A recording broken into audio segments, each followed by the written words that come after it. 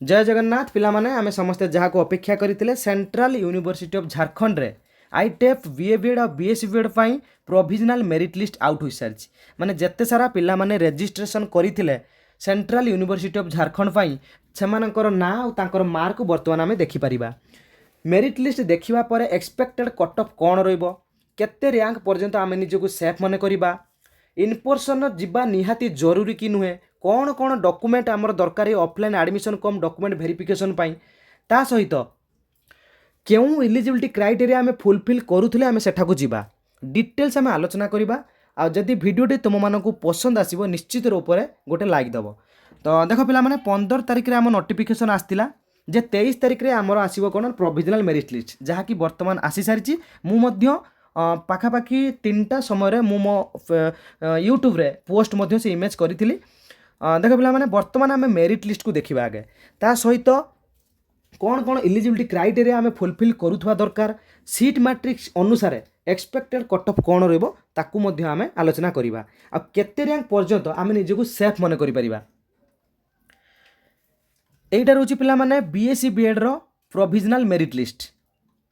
29 तारिख 10:30 ठारू 2टा PM पर्यंत पूर्व मेंशन पूर्व आमर आसला 3टा पर्यंत वर्तमान जो नोटिफिकेशन आछि सेथिरे लिखा है कोन ना 10:30 ठारू 2टा पर्यंत तुम मानकर कोन हो ना admission cum counselling before reporting point को भल रूप से बुझ before reporting for offline document verification cum counselling the candidates are advised to make sure that निश्चित रूप से एलिजिबिलिटी क्राइटेरिया को तुम फुलफिल करुवा दरकार यही 2टा पॉइंट को भल रूप से बुझ she must fulfil the eligibility criteria for the admission as notified by the university कौन क्राइटेरिया रोचे आम देखा ता सहित सी must have she or he must be appeared concerned mapped test paper code for the relevant programme of the university details ये 2टा point को आम वर्तमान आलोचना करवा। यही नोटिफिकेशन टी पिला माने तुम 18 तारिख दिन आसीथिला जो कि तुम एलिजिबिलिटी कौन रहिबो पूरा एठी पूरा एक्सप्लेन अच्छी देख बीए बीएड पिला माने जेनेराल आउ ईडब्ल्यूएस जोटा कि अनरिजर्व आउ ईडब्ल्यूएस पिला मानक पई तुमर +2 रे 50% मार्क थिबा दरकार आउ SC ST PWD OBC NCL पिला मानक पई 5% रिलैक्सेशन जोटा कि 45% तुमर +2 रे रहउथबा दरकार आउ सेमिति किछि सब्जेक्ट कॉम्बिनेशन एठी नाही से टाइप रे यदि बीएससी बीएड कथा देखिबा सेम 50% यूआर ईडब्ल्यूएस पिला मानक पई आउ SC ST PWD OBC NCL पिला मानक पई 5% रिलैक्सेशन जोटा कि 45% तो निश्चित रूप से +2 रे हमकु एई मार्क थिले आमे एलिजिबल।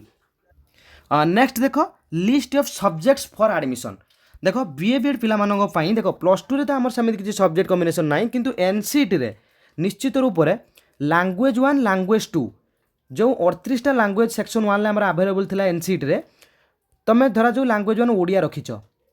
लैंग्वेज 2 रे ओडिया को छाड़ी अदर दैन लैंग्वेज 1 बुझेला सेक्शन 1 रो जत्ते सारा लैंग्वेज अच्छी तुम एलिजिबल सब लैंग्वेज तुम रखिपार किसी कथा ना तुम धर जो ओडिया इंग्लिश बा हिंदी इंग्लिश जहाँ भी तुम रखिछ किसी कथा ना कि सम्मान न होता दरकार बुझेला ता सहित डोमेन में पिला माने 3टा डोमेन जो तुम बाछिब निश्चित रूप से जमी अलग अलग होता दरकार तो जो डोमेन 1 रे तुम जहाँ बाछिल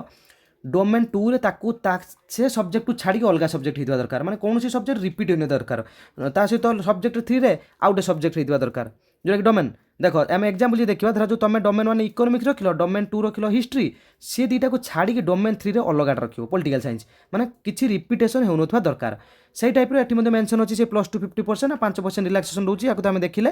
टीचिंग एप्टीट्यूड और जनरल टेस्ट ये है कंपलसरी से टाइप जब आम साइंस पिला कथा देखिया निश्चित रूप से लैंग्वेज 1 जहाँ भी रखियो लैंग्वेज 2 ता छड़ा ताको छाड़ी अलग रखियो ता सहित डोमेन जो 3टा रखियो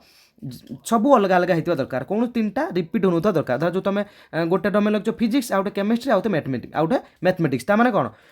फिजिक्स नॉट फिजिक्स और केमिस्ट्री माने फास्ट जो रखिल तुम सब्जेक्ट 1 सब्जेक्ट 2 रे सेटा जमी सब्जेक्ट 3 रे रिपीटेशन न होता दरकार आ एमिति भी प्राय पिलांकर नथिबो आ एठी किंतु सेमिति किछि नाही जे तुम एई सब्जेक्ट रखिछो ती एनसीटी एलिजिबल नॉल नाही सेमिति किछि नाही जहाँ भी तुम डोमेन ले रख किंतु तुमर कोनोसी डोमेन रिपीटेशन न होता दरकार। नेक्स्ट तुमर जे देखिबा टीचिंग एप्टीट्यूड और जनरल टेस्ट कंपलसरी यही 2टी क्राइटेरिया निश्चित रूप से मोर आशा आम प्राय पिला माने फुलफिल करि पारुथिबे। नेक्स्ट तापर पॉइंट को देख only appearing the name in the list of the registered candidates does not validate the claim for the admission देख एठी तुमर ना अच्छी ता माने नो जे भल रैंक रे अच्छी ता माने नो जे तुमर एठी एडमिशन हो जदि किसी भी तुम डॉक्यूमेंट्स भूल भाल थी तुम किसी फेक डिटेल्स देकी तुम रेजिस्ट्रेशन करिच ताहाले मध्य तुम एलिजिबल नुहे बुझेगा ये से लिखाई तुम आडमिशन कौन पारे कैंसल हो जदि तुम किसी फेक डॉक्यूमेंट दब बा किसी फेक डिटेल्स देकी तुम फॉर्म पकईच बर्तमान आम देखा केते पिला साइंस रे अप्लाई कर देख पिला माने लास्ट ईयर तुलन में पिला माने एठी टॉप कंटेस्ट बर्तमान मुझे लक्ष्य कली जहाँ टॉप कंटेस्ट बहुत सारा पिला माने एठी अप्लाई कर टोटाल नंबर ऑफ स्टूडेंट जदि आम देखा टोटाली बीएससी बीएड रे मात्र 50 सीट पिला माने 50 सीट को अप्लाई कर देख केते पिला माने 922 पिला 922 पिला टोटाली अप्लाई कर केते रैंक भितर आम निजक सेफ मन करवा देख मुझे आरंभ कही रखुच्छी मुझे कौन पिला मना करी जे तुम डॉक्यूमेंट वेरिफिकेशन में भाग नियोनी किंतु पिला माने एटा तुम उपर निर्भर करे तुम सीट मैट्रिक्स आउ रैंक देख सारा पर निजे ये जानी पार जे मो जीवाटा ये निहात जरूरी कि जीवाटा आदौ आवश्यक ना कारण देख जदि आम सब्बा तलू देखा गोटे पिला जेनेल रखी 47 मार्क 922 रैंक जोटा कि इम्पॉसिबल मात्र सीट रोच आमर 50 सीट से पुणी आमर रिजर्वेशन रोच डिटेल्स आम आलोचना करवा देख टोटाल 922 पिला आमर साइंस रे रजिस्ट्रेशन करिसेंती जदि आम देखा टोटाल हाईएस्ट मार्क जदि आम जाइए तुम्हें मैंने पोर्टाल को विजिट कर चेक कर देख हाईएस्ट आमर अच्छी 460 लास्ट ईयर तुलन में बहुत अधिक जाइए कट ऑफ आउ गोटे कथा पिला माने बहुत सारा पिलांकर ऑलरेडी एडमिशन सरीला जो मान ना अच्छी बहुत सारा पिलांकर से माने अन्य जगार एडमिशन नहीं सारे से कौन एडमिशन ने कि नेबेनी तेणु गोटे एवरेज आम देखा जे एतिक रैंक भितर रहिले मु तुम मानक एक्सपेक्टेड कट ऑफ कहबी सेटा ऑफिशियल नुहे पिला माने अनऑफिशियल निश्चित रूप से तुलन में तुम निजे माने कंपेयर करनब जे हाँ मो जीवाटा यथार्थ हम कि यथार्थ हेबनी बुझीगला बर्तमान आगे बीए बीएड देखी ना तापर आम एक्सपेक्टेड कट ऑफ देखा ता सहित डॉक्यूमेंट कौन कौन जो माने जीवे वेरिफिकेशन कौन कौन डॉक्यूमेंट ओके करेंगे निश्चित रूप से आम आलोचना करवा आम बर्तमान बीए बीएड देखी ना यहाँ रोचे तुम बीए बीएड पिला देख बीए बीएड पिला रोचे 28 तारीख वेरिफिकेशन से 29 तारीख तुम रोचे 28 तारीख दिन सेम 10:30 रु 2टा पर्यंत रोचे तुम वेरिफिकेशन एटी सेम पिला तुम से इलिजिबिलिटी क्राइटेरिया तुम फुलफिल करुवा दरकार ताहले तुम मैंने सेटा को जीव बुझीगला किसी से टाइप सेम जिनस सब ये मेंशन अच्छी जदि तुम्हें किसी फेक डिटेल्स देच बा किसी तुम माने भूल बाहर ताल निश्चित रूप से तुम ये ना थिले भी भल रैंक रे तुम ये एडमिशन कन्फर्म हम ना आम जब देखा हाईएस्ट पिला देख आर्ट्स रे कम 430 आर्ट्स रे हाईएस्ट रही मार्क ता सहित आम जो देखा टोटाल केते पिला अप्लाई करथिले टोटाल तो 50 सीट पर अप्लाई करथिले 421 कम पिला अच्छा 421 देख 0 मार्क रे भी पिला अप्लाई कर 421 बुझेगा तो निश्चित रूप से 50 सीट पर 421 पिला बर्तमान आम सीट मैट्रिक्स देखा तापर एक्सपेक्टेड कट ऑफ आलोचना करवा आउ गोटे कथा पिला माने ओडिशा पिला माने विश्वास करूनी जो 421 रु पाखापाखि माने 40% रु अधिक आमर ओडिशा पिला माने अछंती 40% रु अधिक आम ओडिशा पिला बर्तमान देख पिला माने 18 तारीख जो नोटिफिकेशन आसला ये 2026-27 वर्ष आमर जदि सीट मैट्रिक्स देखा total intake 50 seat BA BEd BSc BEd SC category reservation नौ 7 लेखाएं seat BA BEd 7 BSc BEd 7 ST category 3 लेखाएं ओबीसी रोचे 13 ईडब्ल्यूएस 5 अनरिजर्व 22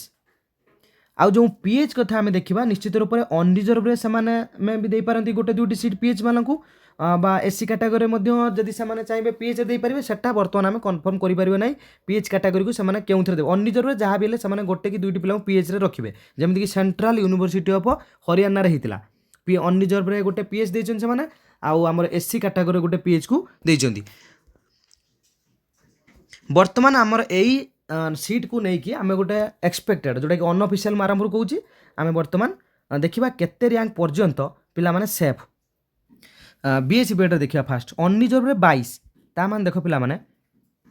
365 22 रैंक पर्यंत यदि आम देखा 365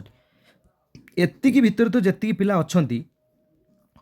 जदि तांकर डॉक्यूमेंट ओके ताले 100% से माने जिबा निहाती जरूरी निश्चित रूप से माने जिबे कारण से मानकर एडमिशन हो जिवो जदि डॉक्यूमेंट ओके बुझीगला तो आउ जदि इलिजिबिलिटी क्राइटेरिया तुम फुलफिल करूछ କିନ୍ତୁ ତା ମାନେ ନୁହଁ ଯେ ଅନ୍ୟ ପିଲାମାନେ ଯିବେନି। ବହୁତ ସାରା ପିଲାମାନେ ୟାଙ୍କ ଭିତରୁ ବି ପିଲାମାନେ ଯିବେନି, ଅନ୍ୟ ଜାଗାରେ ସେମାନଙ୍କର ଆଡ଼ମିସନ୍ ସରିଛି। ବୁଝିପାରୁଛ ତ? ମାନେ ଆମକୁ ଯାହା ବି ହେଲେ ଆମକୁ ଏଇ ଡକୁମେଣ୍ଟ ଭେରିଫିକେସନ୍ ବା ଅଫଲାଇନ୍ କାଉନସିଲିଂରେ ଆମକୁ ପାର୍ଟିସିପେଟ୍ କରିବାକୁ ପଡ଼ିବ ପିଲାମାନେ। କାରଣ ଗୋଟିଏ ସିଟ୍ ପାଇବାକୁ ହେଲେ ଆମକୁ ପରିଶ୍ରମ କରିବା ପାଇଁ ପଡ଼ିବ। ହେଇପାରେ ଆମ ଭାଗ ଦୌଡ଼ ନ କଲେ ସିଟ୍ ଆମକୁ ମିଳିବନି, ହେଇପାରେ ଆମ ନହେଲା ନାହିଁ। କିନ୍ତୁ ଆମେ ଯଦି କାଉନସିଲିଂରେ ପାର୍ଟିସିପେଟ୍ କରିଥିବା ତାହେଲେ ଫାର୍ଷ୍ଟ ରାଉଣ୍ଡ ଅଛି, ସେକେଣ୍ଡ ରାଉଣ୍ଡ ଅଛି, ମେ ବି ଥାର୍ଡ଼ ରାଉଣ୍ଡ ବି ଆସିପାରେ। ସେ ପର୍ଯ୍ୟନ୍ତ ବି ଆମର ଚାନ୍ସ ରହିବ। ତା ମାନେ ନୁହଁ ଯେ ଏଇ 22 ପିଲା ହିଁ କେବଳ ଅନରିଜର୍ଭରେ ରହିବେ। ଆମେ ବର୍ତ୍ତମାନ ଗୋଟେ ଏକ୍ସପେକ୍ଟେଡ଼ ଦେଖୁଛନ୍ତି, ଏଇ 22 ଜଣ ତ ପୁରା ସେଫ୍। ତାପରେ ଆମେ OBC NCL ଆମର କେତେ ସିଟ୍ ଅଛି ନା 13 ସିଟ୍। ବର୍ତ୍ତମାନ ଆମେ ଏଉଠୁ ଦେଖ ୟାଙ୍କର ଭିତରେ ବି PH ପିଲାମାନେ ଅଛନ୍ତି, ଯିବେ ଯାହା ବି ହେଲେ ଜଣେ ଦୁଇ ଜଣ PH ପିଲାଙ୍କ ଭିତରେ ଯିବେ। ବର୍ତ୍ତମାନ ଆମେ ଦେଖିବା OBC NCLରେ 13 ର୍ୟାଙ୍କ ପର୍ଯ୍ୟନ୍ତ। ଦେଖ OBC NCL 1 2 3 4 5 6 7 8 9 10 11 12 13 ବାସ୍।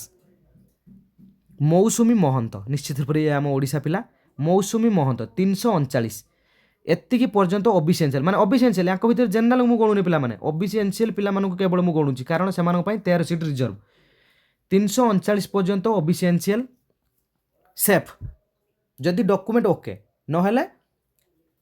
ଡକୁମେଣ୍ଟ ଓକେ ନଥିଲେ ନିଶ୍ଚିତ ରୂପେ ତୁମ ରିଜେକ୍ଟ ହେବ। ତା ମାନେ ନୁହଁ ଯେ କ'ଣ ଆଉ ଯେତିକି ତଳେ ରହିଲେ OBC NCL ପିଲା ଯିବେନି, ଯିବା, ତାକୁ ଆମେ ପରେ ଆଲୋଚନା କରିବା। ବର୍ତ୍ତମାନ ଆମେ ଦେଖିନେବା କେତେ ପର୍ଯ୍ୟନ୍ତ ମାନେ ପୁରା ସେଫ୍। ତାପରେ ଯଦି ଆମେ ଦେଖିବା SC କାଟାଗୋରୀରେ 7,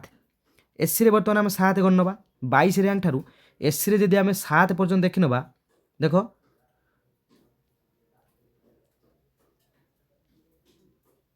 SC କାଟାଗୋରୀରେ 7 ପର୍ଯ୍ୟନ୍ତ ଦେଖିନେବା 1 2 3 4 5 6 7 ଲେଖା ସ୍ମିତା ସେଠୀ ମେ ବି କେଉଁଠି ଗୋଟେ ଅଧେ ମିସ୍ ହେଇଥାଇପାରେ। 302 ପର୍ଯ୍ୟନ୍ତ 302 ପର୍ଯ୍ୟନ୍ତ 7ଟା ସିଟ୍ ଆମେ ଯେଉଁ ଦେଖୁଛନ୍ତି ରିଜର୍ଭେସନ୍। କିନ୍ତୁ ଦେଖ ଯେଉଁମାନେ ଟପ୍ 22ରେ ରହିଲେ ସେମାନେ ଅନରିଜର୍ଭରେ ଯିବେ, ଯେଉଁ କାଷ୍ଟ ତାଙ୍କର ହେଇଥାଉ ବା ଯେଉଁ କାଟାଗୋରୀ ହୋଇଥାଉ। SC କାଟାଗୋରୀ ଯଦି ଦେଖିବା 302 ପର୍ଯ୍ୟନ୍ତ ଆମର ସେଫ୍। ମେ ବି କେଉଁଠି ଏପଟ ସେପଟ ମୁଁ ଗୋଟେ ଛାଡ଼ି ଦେଇଥାଇପାରେ, କିନ୍ତୁ 302 ପର୍ଯ୍ୟନ୍ତ ପୁରା ସେଫ୍। ତାମାନେ 143 ର୍ୟାଙ୍କରେ SC କାଟାଗୋରୀ ଯେଉଁ ପିଲା ଅଛି ଆମର ଲେଖା ସ୍ମିତା ସେଠୀ 7 ପର୍ଯ୍ୟନ୍ତ ଆମେ କାଉଣ୍ଟ କରି ଗଲାବେଳକୁ ଏଇଠି ଆମେ ପହଞ୍ଚୁଛନ୍ତି। ବୁଝିଲା? ବର୍ତ୍ତମାନ ଆମେ ST ଦେଖିବା। STରେ ପିଲାମାନେ 3 ସିଟ୍। ଯଦି ଆମେ ST କାଟାଗୋରୀରେ ଦେଖିବା 3 ସିଟ୍ 1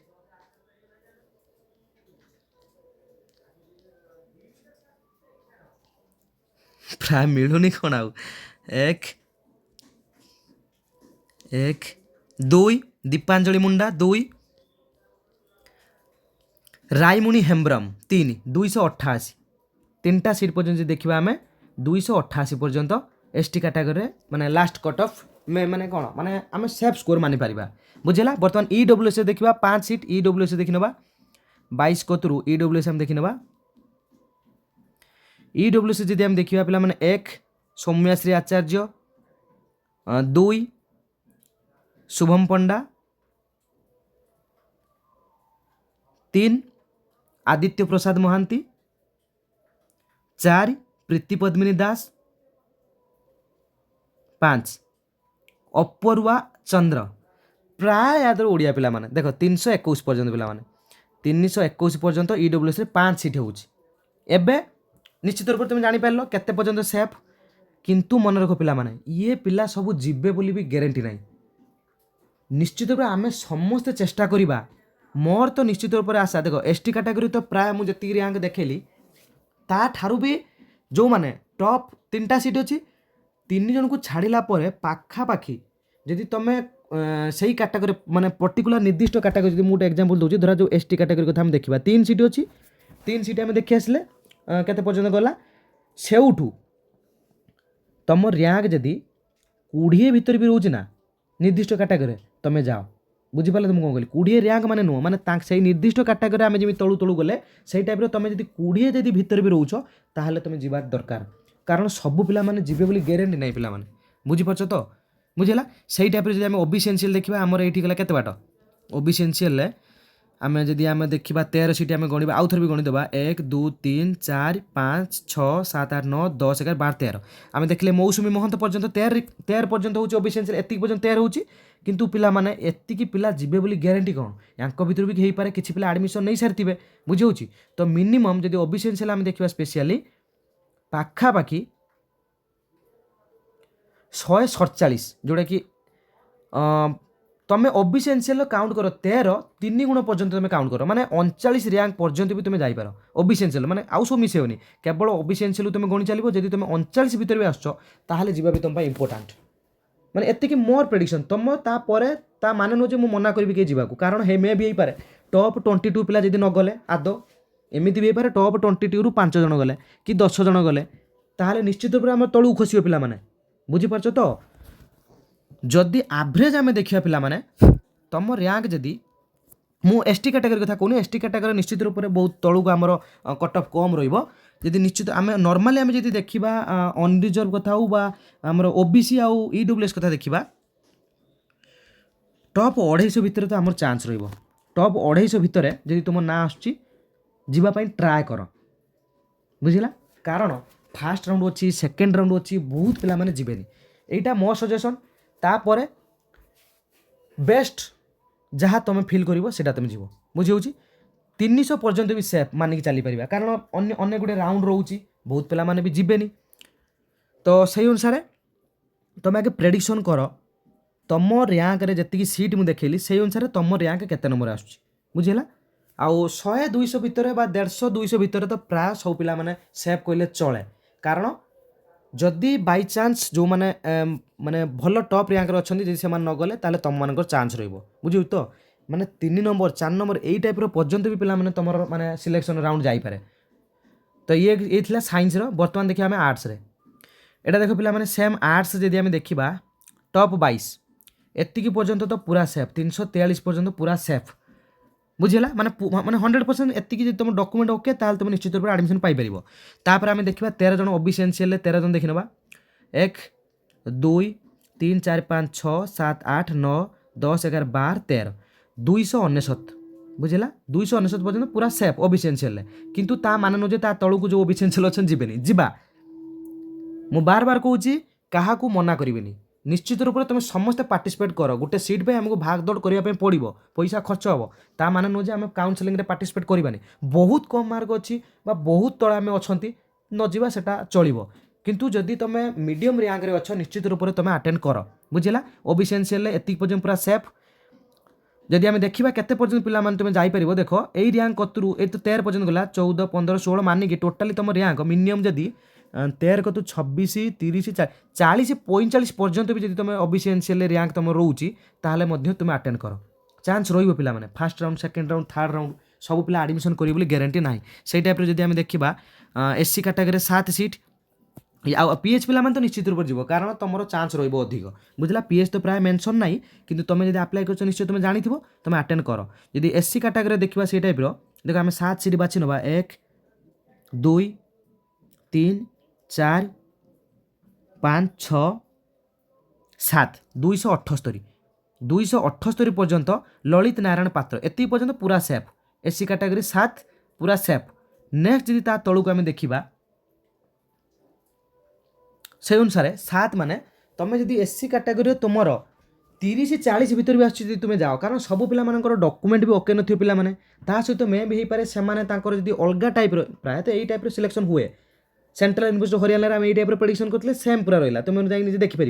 किंतु जदि तांकर एमती भी पारे टोटाली SC कैटेगरी अलग कर बाछे ST कैटेगरी अलग कर बाछे ताले मे भी कौन से इम्पॉसिबल माने किसी केस रे पारे न हो पारे किंतु नॉर्मली यही टाइप ही सिलेक्शन हुए से टाइप जब आम ST कैटेगरी देखा पिला माने ST कैटेगरी 3 सीट आम देखा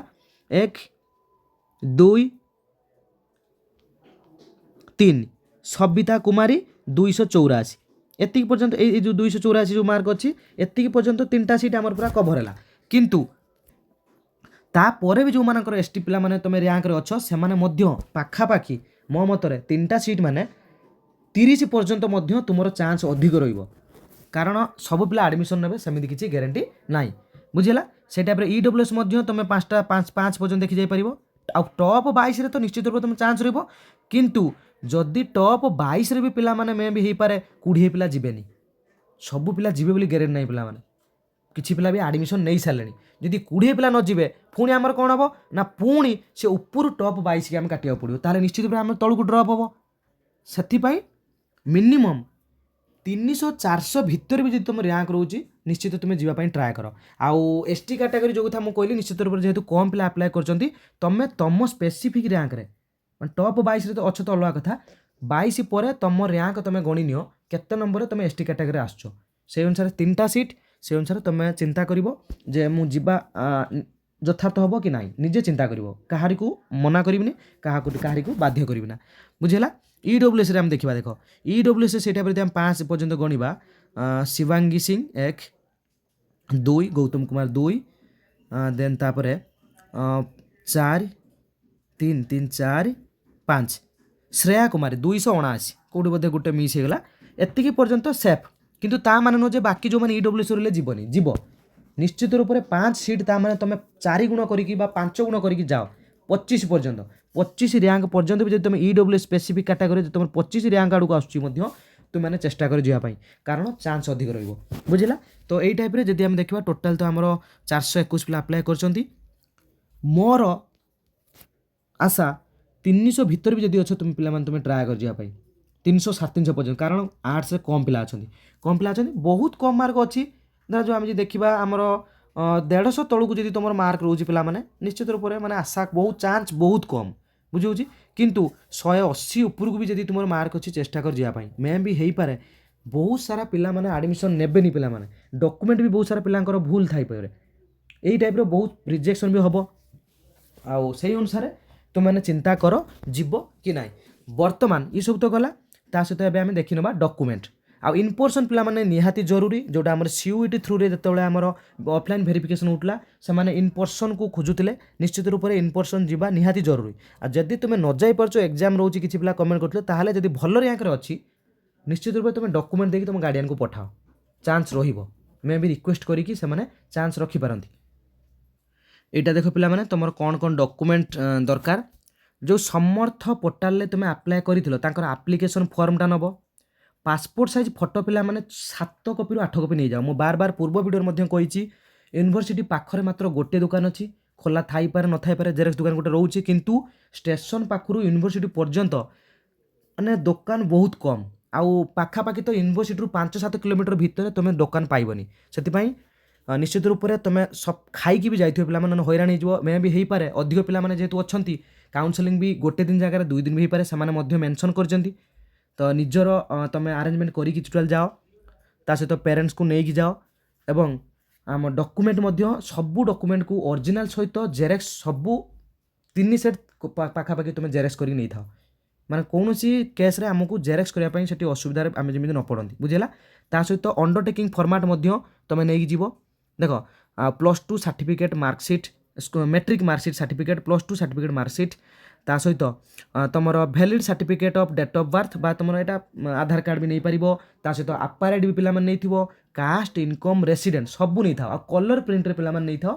କାରଣ କଲର୍ ପ୍ରିଣ୍ଟଟା ହିଁ ସେମାନେ ଅରିଜିନାଲ୍ ମାନନ୍ତି। ତା ସହିତ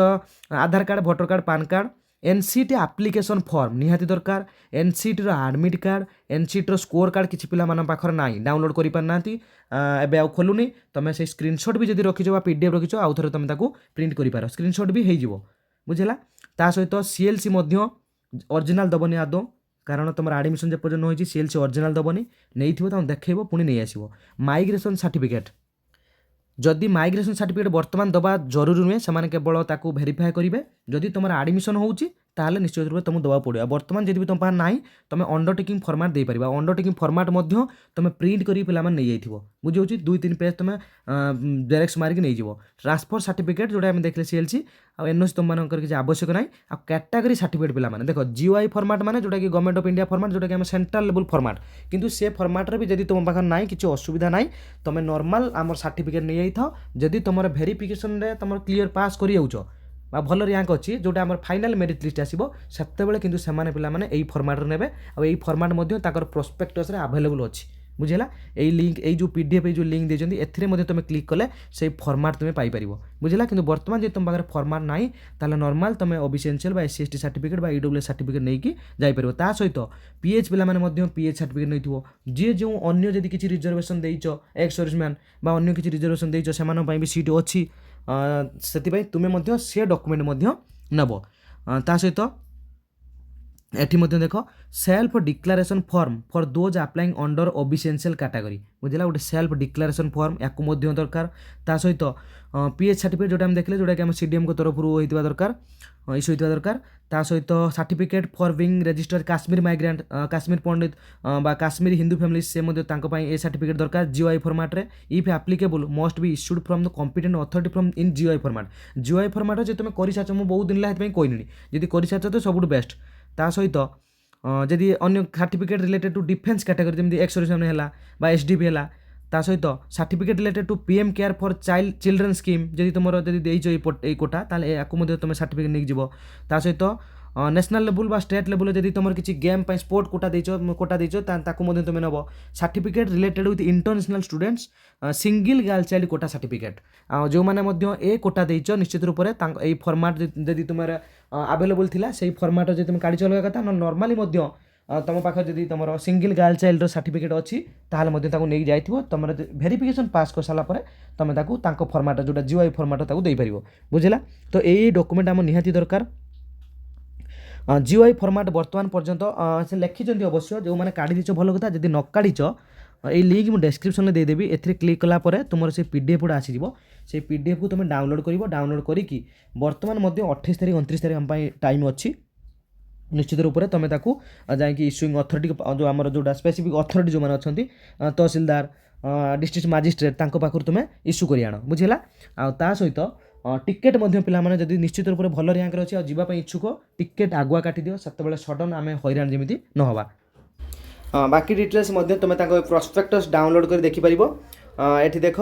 जोटा कि फी रिफंड पॉलिसी अच्छी डिटेल्स देखे दूची ये देख ये अनुसार जब तुम एडमिशन कैंसल कर तुम पैसा 100% कैंसल जब तुम 15 डे पूर्व जब तुम एडमिशन कैंसल कर 100% तुम फी रिफंड हो सहित जब तुम 15 दिन अधिक क्रॉस कर last date admission last date रू 90% ता सहित ये अनुसार देख 80% के क्यों केस रिफंड हम बा 30 दिन जब हो तुम 50% ता सहित 30 दिन पर more than 30 days after the formally notified last date of admission जब तुम एडमिशन कर सारे एवं नुह 0% तुम टोटाल आउ रिफंड हम ना आउ जो सर्टिफिकेट फॉर्मेट कथा मुझे कहूँ डेस्क्रिप्शन में लिंक दे दूची पिला तुम्हें से लिंक रे जाइकी ये पीडीएफ को डाउनलोड करो यही पीडीएफ री तुम फॉर्मेट अच्छी जीओआई रे फॉर्मेट जीओआई फॉर्मेट सब ये अच्छी caste certificate EWS certificate format ये अच्छी तुम देखिपर आम देख रिजर्वेशन तुम ये जानी रख सीट रिजर्वेशन जदि ओबीसी कथा देखा 27% ता सहित एससी मान 15% रोचे एसटी 7.5% जोटा आम देखी सारे सीट मैट्रिक्स ता सहित 10% रोचे आमर ईडब्ल्यूएस 40% रोचे जोटा 5% जोटा कि आम रोचे पीडब्ल्यूडी पे बुझेगा से अनुसार तुम जो सर्टिफिकेट इश्यू कर निश्चित रूप से डिस्ट्रिक्ट मजिस्ट्रेट बा फर्स्ट क्लास स्टाइपेंडरी मजिस्ट्रेट सहित मेन आम तो मुख्यतः आम तहसीलदार प्राय पिला तहसीलदार पाखु आम इश्यू करवा नेक्स्ट देख जो फॉर्मेट आम देखी नवा central university of Jharkhand general EWS रो फॉर्मेट सब ये ऐड अच्छी डिटेल्स ये पीडीएफ रो लास्ट आम देखी नवा ये टिके तौक स्क्रॉल देख पे यहाँ रोचे तुम pro forma for economical weaker section EWS certificate यहाँ रोज फॉर्मेट यही फॉर्मेट रे तुम मानक इश्यू करने पड़ो कॉम्पिटेंट अथॉरिटी पाखर देन जे देखा यहाँ रोज पे देख declaration by the candidates in lieu of general EWS certificate बुझेगा ये फॉर्मेट भी तुमको काढ़ापी पड़ो valid only for registration for admission बुझेगा नेक्स्ट जे देखा ये फॉर्मेट आम रोचे ओबीसी पिला देख ओबीसी पिला यही फॉर्मेट रे तुम्हें जीओआई फॉर्मेट जो कहते यही फॉर्मेट रे तुमको ये सर्टिफिकेट काढ़ापी पड़ो आईटा रोचे तुम डिक्लेरेशन पिला यहाँ देख हाँ यहाँ देख पे यहाँ तो तुम सर्टिफिकेट फॉर्मेट रोचे यहाँ हूँ डिक्लेरेशन जनरल ईडब्ल्यूएस डिक्लेरेशन जोटा आम देखिले से डिक्लेरेशन दरकार पड़ुची एठी जानी रख यहाँ रोचे तुम ओबीसीएनसीएल सर्टिफिकेटर फॉर्मेट एटा रोज तुम डिक्लेरेशन ये दुईटा जाक तुम काढ़ बुझीगला ता सहित एटा रोज तुम एससी एसटी सर्टिफिकेटर फॉर्मेट बुझीगला तो यही तुम मान किसी इंपोर्टाट इनफॉरमेशन निश्चित रूप से यदि भिडटी पसंद आसता है गोटे लाइक दब आ जहाँ डाउट रोचे तुम कमेंट कर बाकी जिन देख मो चैनल डिस्क्रिप्शन लिंक दे दूँगी तुम मैंने विजिट कलापर पोर्टाल बहुत सारा इनफॉरमेशन अवेलेबल अच्छी तुम सेठू जाकि डायरेक्ट देखिपर सब।